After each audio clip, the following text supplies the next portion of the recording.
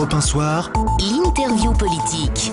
L'interview politique d'Europe 1 Soir avec Arlette Chabot. Bonsoir Arlette. Bonsoir Nicolas. Et vous recevez ce soir le président du nouveau centre. Hervé Morin, bonsoir. Bonsoir Arlette Chabot. Il paraît que vous êtes très énervé, très agacé par ceux qui, comme Stéphane Gatignon, le maire de Sevran, ou l'ancien ministre de l'Intérieur, Daniel Vaillant, proposent une dépénalisation du cannabis, ou en tout cas une libéralisation de l'utilisation sous contrôle. On y reviendra parce que c'est pas on ouvre les vannes non plus ce qu'ils proposent. Non, d'accord. Mais moi, je suis viscéralement hostile à cette idée.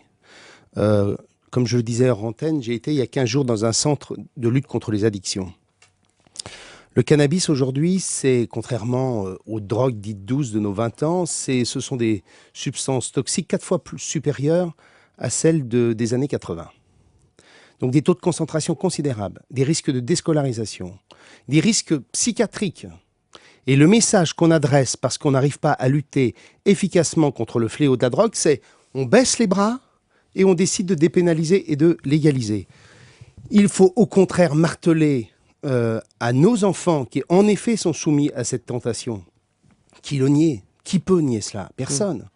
Leur marteler que c'est un danger et que face à ce danger, il est impératif que nous ne cédions pas et que nous ne lâchions pas les vannes. C'est le contraire qu'il faut faire. Imaginez un seul instant, si nous légalisions le cannabis, je voudrais simplement prendre une image. Ce que serait une classe avec un quart des élèves qui ont fumé un pétard avant de rentrer apprendre le français ou les mathématiques. Les risques de levée d'inhibition sont considérables. Tout ça, on le sait. On connaît les conséquences dramatiques de ce que peut représenter la consommation de cannabis dans une population qui est forcément une population fragile parce que c'est une population d'adolescents. Eh bien, face à cela, au lieu de se retrousser les manches et de se dire on va essayer de prévenir ce fléau, et c'est pour ça que moi je propose que de la 6e à la terminale, une demi-journée par trimestre, on le consacre à prévenir, informer, éduquer nos enfants aux risques liés aux addictions en général. Eh bien, face à cela, on préfère dire, comme on n'arrive pas à régler le problème, eh bien, on va dépénaliser et on va leur permettre d'avoir... C'est pas n'importe quoi ce que propose quand même Daniel Vaillant. C'est effectivement un encadrement de la production et de la distribution. C'est un gros, faire une filière comme pour le tabac, quoi. Voilà. D'accord. Mais parce que vous avez un fléau, vous en créez un de plus. Mais parce qu'il y a un trafic qui ne cesse d'augmenter, effectivement, contre lequel on n'arrive pas à lutter. Alors, on se dit d'accord, on a... certains disent « Ah oui, on autorise bien l'alcool, donc il faut autoriser le cannabis. » C'est-à-dire, à chaque fois qu'on a un fléau, on va en créer un de plus. Qu'est-ce que vous dites à votre fils ou à votre fille quand elle a 16 ou 17 ans qu'elle consomme ou qu'il consomme de façon récurrente du cannabis si vous n'avez même plus la capacité d'alerter à travers l'interdiction par la loi? C'est-à-dire que vous y croyez à l'interdit, vous? Ça marche. Avec vos enfants, ils ont quel âge? Ils sont adolescents, ils ont 16 ans. Ouais. Et vous leur avez dit... J'ai eu 18 ans. Et tout cela... Et vous avez fumé. Et tout cela fait que j'en tire comme conséquence que la loi doit protéger et non pas simplement ouvrir des vannes parce qu'on est impuissant. Oui, mais quand même, il y a une chose qu'on ne comprend pas bien, c'est que la France a effectivement un système extrêmement répressif et en même temps, il y a 4 millions de consommateurs en France, 90 000 interpellations chaque année. Donc on se dit, finalement, l'interdit, c'est pas tellement dissuasif, quoi. On fume énormément en France. Et donc, on ouvre les vannes pour que, grosso modo, toutes celles et tous ceux qui au moins se disent « je prends un risque quand je fume du cannabis », quand un jeune sait qu'il est sur un interdit, au moins, il y a un frein. Si on vous dit... l'alcool, ça ne marche pas. Hein.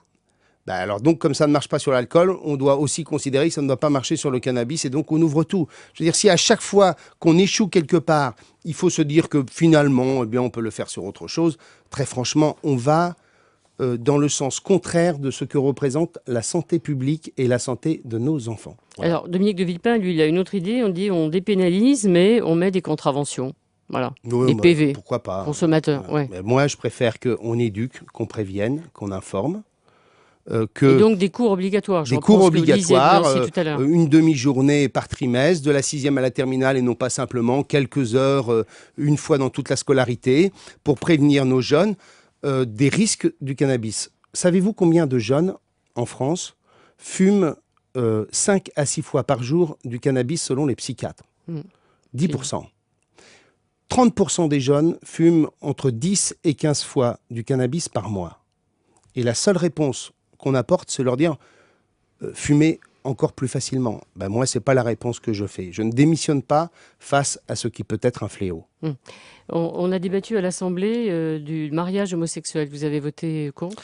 Ben moi, j'ai une position qui va vous paraître peut-être curieuse. Je suis pour l'adoption et je suis opposé au mariage parce que je veux porter l'idée d'une société apaisée et que je pense que le mariage puise ses racines dans la religion, pour faire court, et je ne veux pas que la possibilité du mariage d'un couple homosexuel, en quelque sorte, amène une partie de la société française à se sentir heurtée et touchée.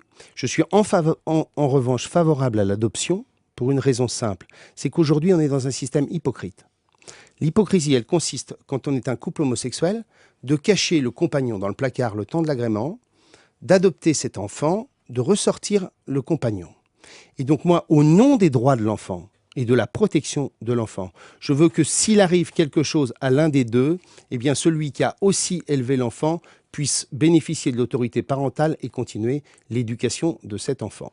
Et donc au nom de cette protection de l'enfant, je suis favorable à l'adoption, parce que nous sommes dans un système totalement hypocrite. En revanche, j'estime qu'il faut donner les mêmes droits dans un contrat civil aux couples homosexuels, mais ne pas heurter celles et ceux qui considèrent que le mariage a des racines religieuses profondes. Alors Ramayad, on arrive à la politique, a démissionné de son rôle de représentant, de son poste de représentant de la France à l'UNESCO. Elle dit qu'elle va rejoindre des équipes que Jean-Louis Borloo est en train de mettre en place. Ça veut dire implicitement que Jean-Louis Borloo est candidat à l'élection présidentielle. Moi, c'est ça que je comprends. Hein. Ben, vous lui poserez la question. Oui, mais ça vous choque pas que Jean-Louis Borloo soit candidat? Vous êtes toujours en rivalité tous les deux. Non, mais écoutez, mon message n'a pas changé. On a le droit d'être intelligent.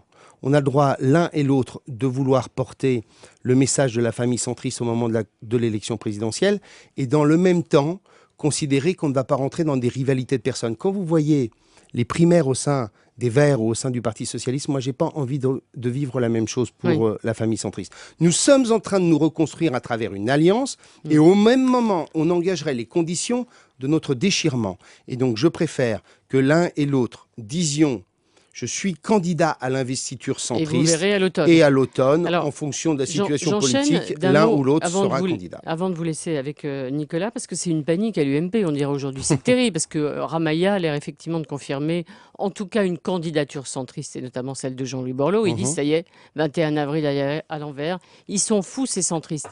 Donc, est-ce que vous êtes irresponsable, ou est-ce que, de toute façon, vous vous dites, le seul moyen d'éviter un 21 avril, c'est qu'il y ait un candidat du centre en 2012. Je vous pose cette question. Moi, je réponds pas aux questions, moi. 15 à 20% des Français votent en général pour un candidat centriste à l'élection présidentielle. Qu'est-ce qu'on dit à ces Français? C'est UMP ou PS. C'est-à-dire qu'on est dans un monde où l'offre est infinie dans tous les compartiments de votre vie et dans l'exercice le plus sérieux ou le plus grave, qui est l'exercice démocratique, on vous dirait, là, vous n'avez pas de choix. Eh bien, moi, je veux porter une alternative. Et cette alternative, d'un projet politique différent, elle impose que les Français aient le choix. Par ailleurs, que font ces Français qui votent centristes en général? On leur dit quoi? Vous restez à la maison? Vous rentrez dans l'abstention? Comme vous n'avez pas envie de voter Nicolas Sarkozy au premier tour, vous allez voter ailleurs? Eh bien non, il y aura un candidat centriste. Donc l'alliance existe, Nicolas, il y aura un candidat centriste. Eh bien voilà, c'est une information. Ça. Nos auditeurs ont des questions pour vous, Hervé Morin. Ils portent beaucoup sur les sujets de société dont on vient de parler, c'est-à-dire le mariage homo et le hashish. Une précision peut-être simplement, vous avez dit que 10% des jeunes fumaient 5 ou 6 fois par jour. Je crois que vous êtes un peu emballé. On a vérifié pendant que vous parliez. Écoutez, apparemment, d'après le ministère de l'Intérieur, 30% des jeunes fument de temps en temps, dont 10% sont dépendants. 10% de moi, tiers, les chiffres m'ont été donné par le patron du service d'addictologie de la PHP. Ça veut dire 10% des jeunes jours par le plus grand hasard. Mais bon, peu importe les chiffres. On verra, mais ça paraît énorme. Hein, 5 ou 6 pétards par jour pour 10% des jeunes, à mon avis. Oui, qui sont dans une situation de dépendance, en effet. Bon. Peut-être. Les chiffres sont contestés. Vous n'avez pas répondu à la question d'Arlette Chabot. Est-ce que vous-même, à 18 ans, vous avez fumé? Écoutez, ça relève de mon intimité. Voilà. Point. D'accord. Une question de Roxane. Prescription. Hein. Oui. Une question de Roxane qui vous demande comment ça se passe quand vous croisez François Bayrou. On est bien élevé, donc on se dit bonjour. Et une dernière question de Annie, parce que ça a passionné la France entière. Comment va votre cuisine? Puisque vous aviez fait beaucoup de promos depuis votre cuisine. Écoutez, voilà, au moins les Français savent qu'ils ont un homme politique qui sait faire la cuisine, acheter des Et vous produits. continuez au jour le jour? Oui, bien au sûr. jour le jour, vous cuisinez. Bien sûr. Hervé Morin, on ne saura pas s'il fume des pétards, mais on sait qu'il Qu'il fait la cuisine. Et Voilà. la politique, ce n'est pas que de la cuisine. Et cher on Nicolas. essaiera de vérifier ce chiffre quand même de 10% des jeunes qui fument 5 ou 6 fois par jour, ça fait beaucoup. Merci beaucoup Hervé Morin, à demain Arlette demain, Chabot. Nicolas. Le meilleur de Nicolas Canteloup dans un instant. La suite d'Europe 1 Soir C'est dans un instant.